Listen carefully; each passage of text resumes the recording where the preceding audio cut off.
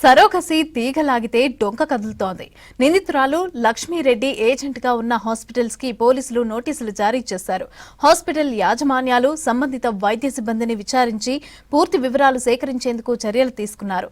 హాస్పిటల్లో అక్రమ సరోగసి కార్యకలాపాలు ఎలా జరిగాయి, వాటిలో ఎంతమంది ఉన్నారు అనే అంశాలపైన పోలీసులు దర్యాప్తు చేస్తున్నారు.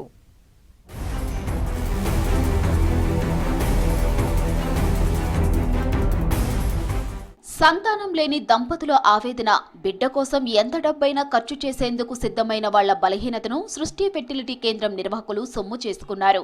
సరోగసి ముసుగులో అందినంతా దోచుకున్నారు. ఈ సృష్టి ఘటన మరొక ముందే మరో ఘటన మేడ్చల్లో బయటపడింది.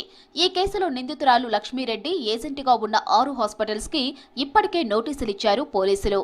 హెగ్డే, శ్రీ ఫెర్టిలిటీ, అను, అమూల్య, ఈవీఎఫ్, 40 కేర్ హాస్పిటల్ కి సంబంధించిన రికార్డులను పరిశీలించారు అధికారులు. లక్ష్మీరెడ్డి, నరేందర్ రెడ్డిని కస్టడీలోకి తీసుకుని విచారించనున్నారు పోలీసులు. నిందితులు ఇప్పటివరకు 50 మంది మహిళలతో సరోగసి చేయించినట్లు ఆధారాలు సేకరించారు పోలీసులు. నిందితురాలు లక్ష్మీరెడ్డి సరోగసి ద్వారా బిడ్డలను కనియించిన మహిళల లిస్ట్, వాళ్లకిచ్చిన డబ్బుల వివరాల కోసం డైరీ మెయింటైన్ చేసినట్లు పోలీసులు గుర్తించారు.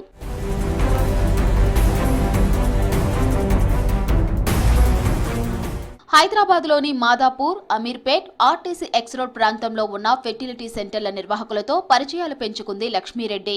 అండాలు కావాలన్నా, సరోగసి కోసం మహిళలు కావాలన్నా ఏర్పాటు చేస్తామని డీల్ కుదుర్చుకుంది. 3 సార్లు అండాలు ఇస్తే 30,000 రూపాయలు, సరోగసి ద్వారా పిల్లలను కనిస్తే 4 లక్షలు ఇస్తానని ఆశ చూపిస్తూ మహిళలను ఆకర్షించింది. తన ఇంటిపైన రూములను కేవలం బ్యాచిలర్స్ కు మాత్రమే అద్దెకి ఇస్తుంది. అద్దెకు ఉంటున్న యువకుల నుంచి వీర్యం సేకరించడం మొదలుపెట్టింది. ఇప్పటి వరకు 50 మంది మహిళలతో సరోగసి చేయించినట్లు పోలీసులు ఆధారాలు సేకరించారు.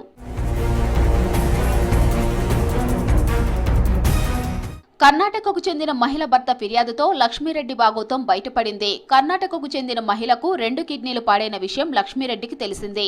ఆ మహిళను కలిసి కిడ్నీ ఆపరేషన్ కావాల్సిన డబ్బులు తాను ఇస్తానని, అయితే ఆరోగ్యం కుదుటపడ్డాగా సరోగసి ద్వారా తనకు బిడ్డను కని ఇవ్వాలని బేరం కుదుర్చుకుంది.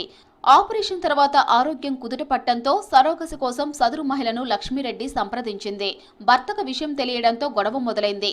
అతడు పోలీసులకు ఫిర్యాదు చేయడంతో లక్ష్మీరెడ్డి విషయం వెలుగులోకి వచ్చింది.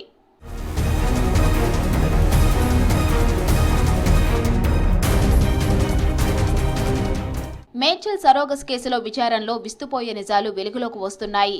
ఏపీలోని చిలకలూరుపేటకు చెందిన లక్ష్మీరెడ్డిపై 2024లో ముంబైలో హ్యూమన్ ట్రాఫికింగ్ కేసు నమోదైనట్లు తెలుస్తోంది. కొన్ని నెలల క్రితం హైదరాబాద్ కు చేరుకున్న లక్ష్మీరెడ్డి కొడుకు సురేందర్ రెడ్డి కూతురుతో కలిసి మరో దందా చేస్తున్నట్లు గుర్తించారు. సరోగస్ కి అంగీకరించిన 9 మంది మహిళలకు పోలీసులు నోటీసులిచ్చి పంపారు. ప్రధాన నిందితురాలతో కలిసి అక్రమ సరోగసికి సహకరిస్తున్న 6 ప్రైవేట్ ఆసుపత్రులకు నోటీసులు జారీ చేశారు. ఎన్నో ఏళ్లుగా సాగుతున్న చీకటి కార్యకలాపాల సమాచారం రాబట్టేందుకు నిందితులను కస్టడీకి తీసుకుంటామని పేట్ బషీర్బాద్ ఇన్స్పెక్టర్ విజయవర్ధన్ తెలిపారు. భర్తతో విడిపోయిన లక్ష్మీరెడ్డి న్యూ మాణిక్యనగర్లో నివాసం ఉంటోంది. 2 అంతస్తుల భవనాన్ని సరోగసి తల్లులు ఉండేందుకు వీలుగా రూపొందించారు. స్థానికులతో పరిచయాలు పెంచుకోకుండా గుట్టుగా ఉండేవారు. ఆమె ఇంటికి తరచూ మహిళలే వస్తూ ఉండటంతో స్థానికులకు అనుమానం వచ్చి పోలీసులకు సమాచారం ఇచ్చారు. మేడ్చల్ ఎస్ఓటీ పేట్ బషీర్బాద్ ఇన్స్పెక్టర్ విజయవర్ధన్ బృందం ఆ నివాసంలో తనిఖీలు చేసి అసలు బండారం బట్టబయలు చేశారు.